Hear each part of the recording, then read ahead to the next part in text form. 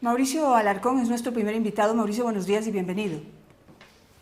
Gracias por la invitación, Janet. Siempre un gusto estar contigo a través de Vis a Vis y, por supuesto, un buen día a nuestra audiencia. Gracias, Mauricio. Bueno, pues para conversar contigo sobre cómo ya se empiezan a dar estas conversaciones con miras a poder llegar a acuerdos y ver cómo se va a componer realmente la Asamblea Nacional. Pues ha habido acercamientos, ayer conversé con los representantes de dos tiendas políticas, pero todavía no tienen definiciones. Hoy lo haremos también con la vocera, dice, no es una representante, no es una jefe de bancada, es la vocera de Actuemos, que es el grupo que estuvo apoyando a Otto Sonnenholzner. Todos han dicho que están dispuestos a apoyar al presidente Noboa en la medida en que no haya un pacto de impunidad. Y en eso, digamos, se han visto que se han tomado decisiones en los últimos días. En términos generales, ¿cómo ves el avance de esas conversaciones? Janet, partamos del hecho de que, como ya lo señalaba Priscila hace un momento, ninguna organización política en la Asamblea Nacional tiene suficientes votos para por sí sola decidir la elección de autoridades, la conformación de comisiones e incluso la aprobación de proyectos de ley. En ese sentido, los acuerdos basados en diálogos transparentes son deseables y hasta necesarios. Pero por supuesto, acuerdos y diálogos basados en las atribuciones legislativas, legislar y fiscalizar, y estas dos acciones sobre la base del marco constitucional y legal. Si es que todo gira en torno a estos ejes, en buena hora y bienvenido sea. Pero si lo que se busca es un pacto de impunidad o acciones por fuera de lo que establece la Constitución y la ley, definitivamente no solo debe ser una línea roja entre fuerzas políticas, sino una acción de condenar por parte de los ciudadanos. No nos olvidemos, Danet, que los 137 legisladores son representantes de los ecuatorianos, no representantes de su capataz, de su caudillo o del dueño de la organización política. Ahora, analicemos un poco el papel de la Revolución Ciudadana. Una vez perdieron las elecciones, algunas voces como la de Pavel Muñoz, como la de Leonardo Berresueta, algunos líderes de la Revolución Ciudadana se presentaron públicamente en una gira de medios y manifestaron, digamos, una necesidad, un momento, el momento de ser un quiebre hacia la necesidad de sentarse a dialogar, de sentarse a llegar a acuerdos por el país, de dejar de lado las agendas particulares. Esto lo dijo Pavel Muñoz, que no es cualquier persona dentro de la Revolución Ciudadana y no es cualquier autoridad dentro del país, es el alcalde de la capital. Sin embargo, creo que les duró poco y analicemos eso, cómo le fue a la Revolución Ciudadana tratando de imponer una agenda que estaba específicamente dirigida y como punto número uno, la destitución de la fiscal general del Estado. Janet, yo no tengo la menor duda de que al interior de la Revolución Ciudadana hay personas realistas que han comprendido lo que sucedió en el último proceso electoral y que tienen buenas intenciones, más allá de discrepar con su ideología o con su forma de encontrarle soluciones a las cosas. Hay que respetar eso y pues hay que seguir adelante en un proceso de diálogo. No obstante, sabemos y hemos visto incluso en el fin de semana a propósito de cruces de tweets entre dirigentes de dos organizaciones políticas lo que puede pasar al interior de la Asamblea Nacional. Y claro, hay que decirlo, la Asamblea tiene constitucionalmente la facultad de iniciar un proceso de enjuiciamiento político en contra de la fiscal, pero la causal establecida en la Constitución es muy clara y frente a los argumentos que se esgrime por parte de ciertos representantes de la Revolución Ciudadana para hacerlo, no hay asidero. Definitivamente. Estamos hablando que la causal es la del incumplimiento de funciones basada en las atribuciones constitucionales y legales para cada una de las autoridades, no solo para la fiscal general en este caso. Si eso efectivamente ha existido, pues para algo está la fiscalización y debe ser activada, pero no para manipular y distorsionar la ley con el objetivo de satisfacer venganzas personales de quienes se sienten afectados por una decisión judicial.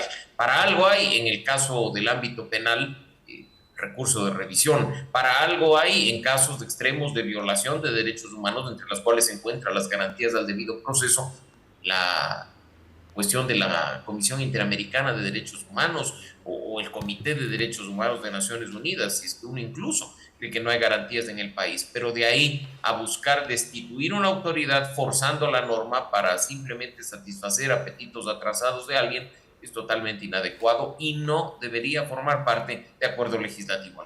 Pero viendo el proceso y viendo, digamos, si lo comparamos con procesos anteriores de búsqueda de imposición de agenda, solamente vámonos al inicio del gobierno de Guillermo Lasso, ese pacto entre correístas, socialcristianos y Creo, en un inicio, el proceso fue distinto.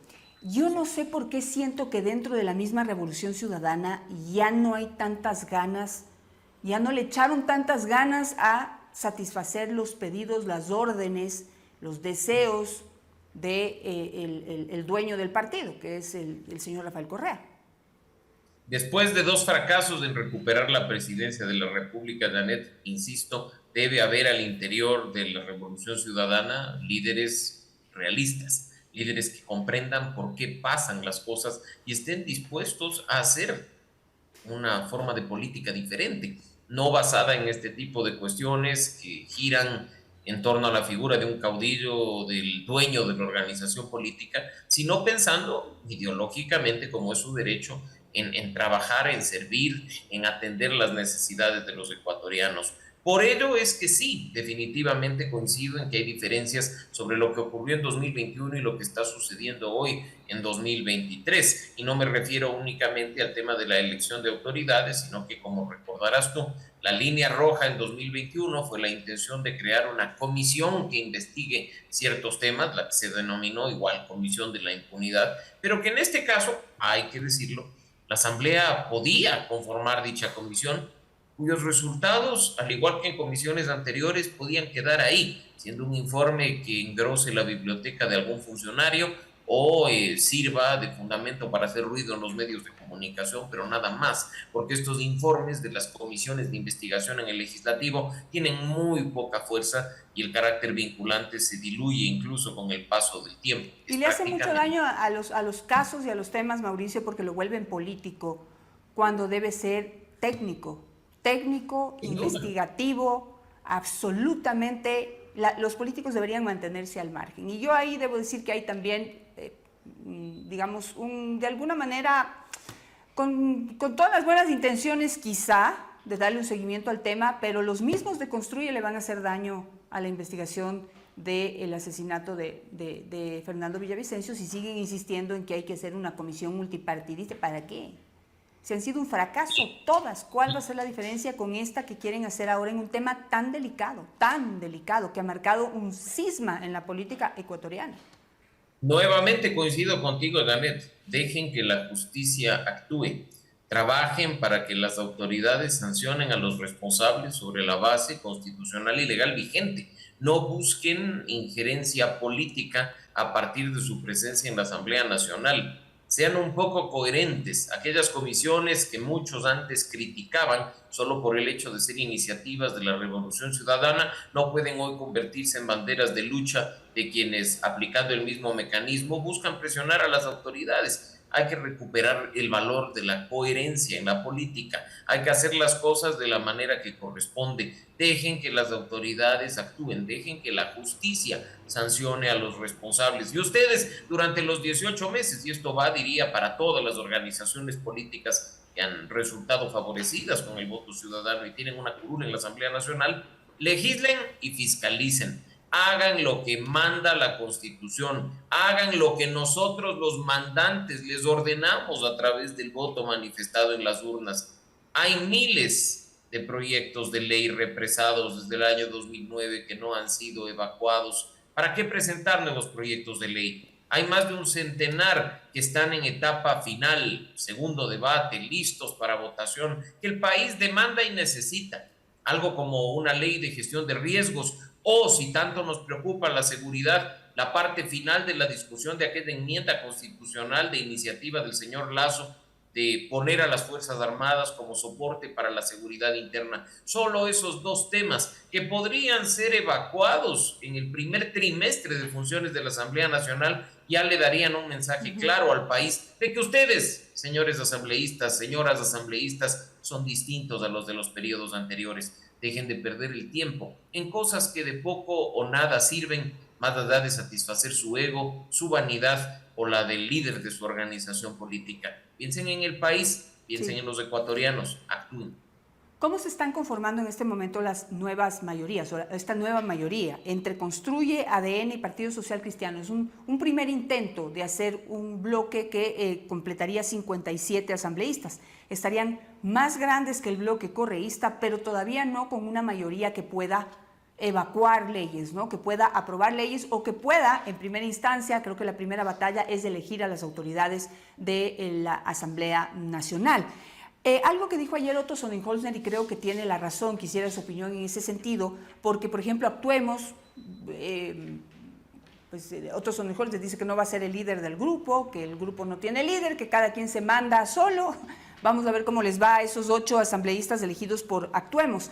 Pero dijo algo importante, y es que para poder conformar una mayoría que sea sólida en este momento, que dure, se necesita que el líder en este momento del gobierno, que es el presidente electo Daniel Noboa, presente una agenda, o sea, que sea el que dé el primer paso. Oigan, vengan, juntémonos, hagamos una mayoría sobre esta agenda, ¿qué les parece? Pero no hay todavía esa presencia del presidente, y yo no sé, muchos dicen eso es estratégico, ese silencio en este momento calma las aguas, ayuda mucho, pero yo creo que ya los tiempos empiezan a atropellarle al presidente Daniel Noboa. Sobre lo primero, Danet, en una democracia es saludable que las bancadas que se formen al interior de la Asamblea Nacional tengan representación en el CAL. Acá no debería ninguna de ellas quedar por fuera de los 7 cupos que tiene disponible el Consejo de Administración del Legislativo.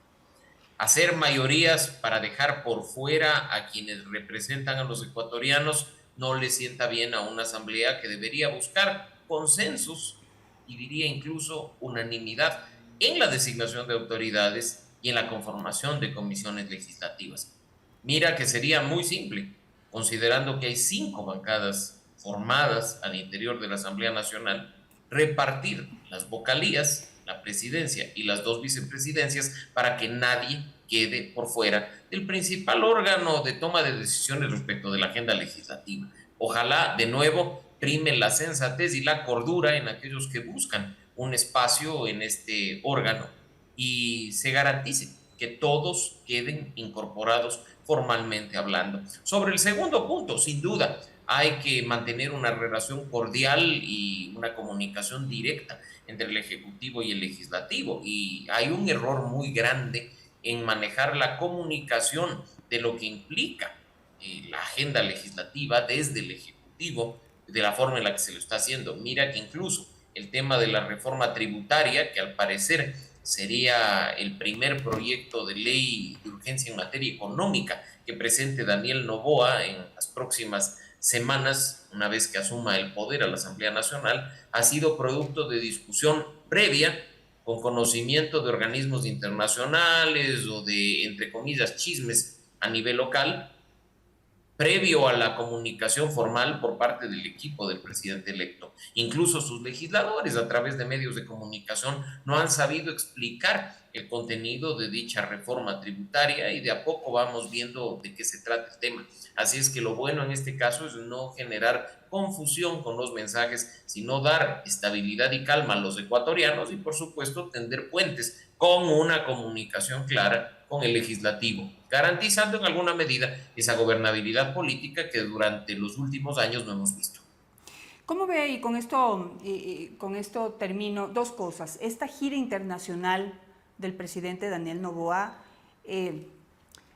¿cómo ve los frutos que hasta el momento se han dado? No sé si, porque pues que aquí hay urgencias que atender. Aquí hay urgencias que atender, prepararse. La transición, ¿no? Siento que la transición está muy lenta.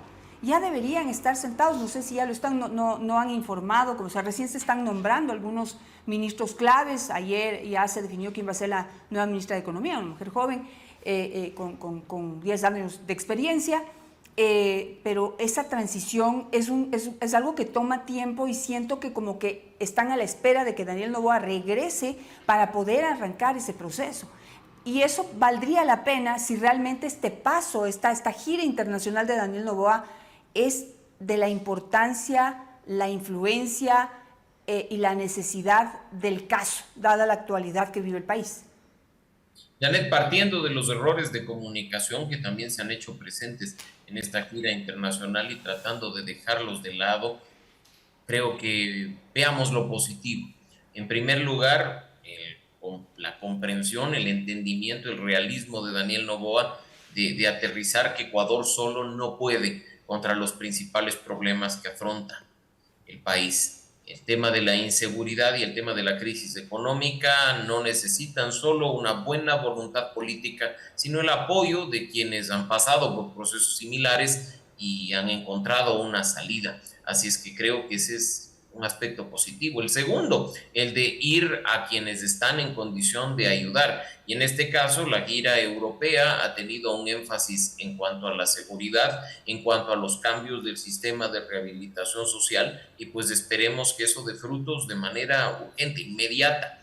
En el caso de Estados Unidos, en aspectos económicos, las reuniones con las multilaterales buscan en alguna medida tapar el hueco fiscal, no solo de este año, sino con seguridad el del siguiente, echando mano de esos préstamos que se recibe en mejores condiciones, por supuesto, de aquellos que el país tuvo durante la década pasada.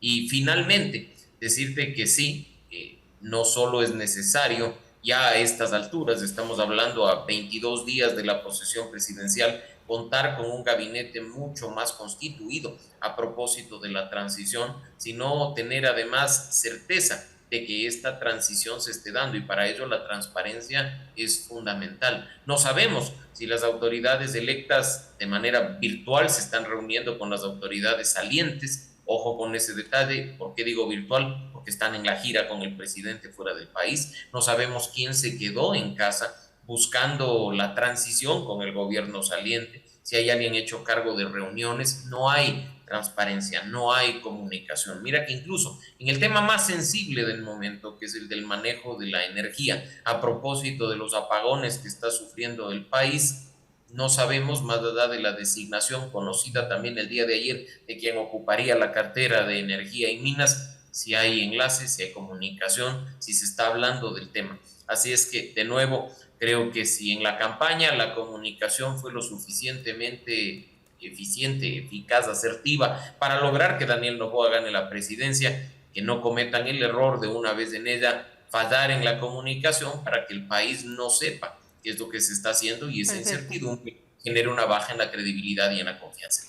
Me quedo con eso, Mauricio. Muchísimas gracias por estar esta mañana con nosotros. Un excelente día. Gracias, Janet. Un buen día para ti y para nuestra audiencia.